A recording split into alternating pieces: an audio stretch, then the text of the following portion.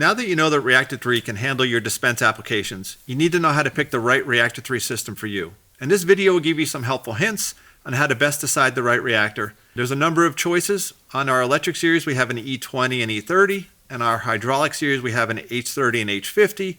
And these range in flow rates between 20 pounds a minute up to 50 pounds a minute. So John, what does the customer need to know about their application to pick the right size machine? Sure, Nick. So the first thing is we're going to know the largest cavity size of what we're trying to fill.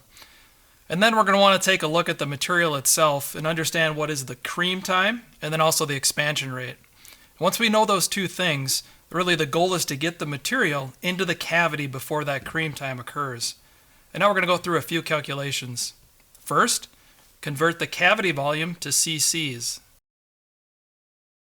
Second, using the material expansion rate, calculate the required volume of the material needed to fill the cavity.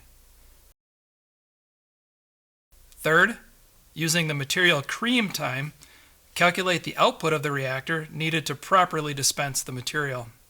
The goal is to dispense the complete shot in less than the cream time of the material.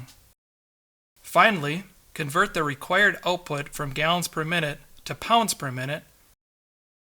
Then review the reactor pressure flow curves to determine which reactor model is capable of the required output.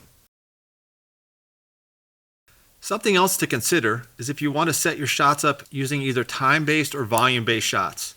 Now, Reactor 3 systems are available in a variety of models. We have Standard, Pro, and Elite. Dispense software can be used on any of those models, but keep in mind only our Elite models come with flow meters, and flow meters are required for volume-based shots. The Standard and Pro models can only do a time-based shot. And we're going to get into the pros and cons of time versus volume-based shots in a later video.